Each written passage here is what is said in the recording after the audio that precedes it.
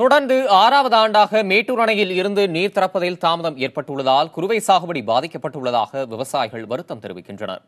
வறட்சி காரணமாக கடந்த 3 போகமும் பயிர் செய்ய முடியாத நிலையில் இந்த ஆண்டும் தண்ணீர் திறக்கப்படாததால் வாழ்வாதாரம் கேள்விக்குறியாகி இருப்பதாக விவசாயிகள் கவலை தெரிவிக்கின்றனர்.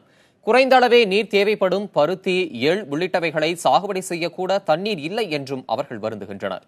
காவிரி நீர் குறித்து மத்திய அரசுக்கு அழுத்தம் கொடுக்க வேண்டும் என்றும் ஏரி குளங்களை முழுமையாக தூர்வார அரசு நடவடிக்கை எடுக்க வேண்டும் என்று விவசாயிகள் வலியுறுத்துகின்றனர்.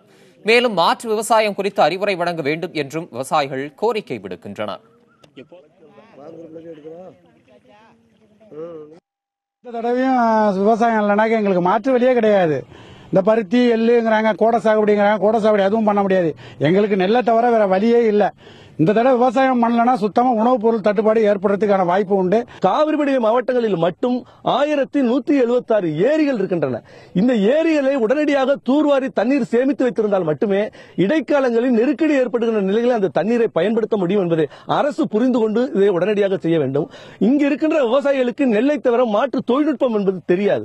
அப்ப அவர்களுக்கு மாற்று தொழில்நுட்பத்தை இன்னைக்கு சிறுதானிய வகையில் சாகுபடி செய்ய வேண்டும் என்றால் குதிரைவாளி, கேழ்வரகு, கம்பு இது போன்ற சிறுதானியங்களை சாகுபடி செய்ய வேண்டும் என்றால் அந்த தொழில்நுட்ப உதவி அவர்களுக்கு தேவைப்படுகிறது. அதனால அரசு உடனடியாக அந்த தொழில்நுட்ப உதவிகளை விவசாயிகளுக்கு சொல்லிக் கொடுத்து மாற்று பயிரை செய்வதற்கான ஒரு வாய்ப்பை ஏற்படுத்தி கொடுக்க வேண்டும் என்று கோரிக்கை வைக்கிறோம்.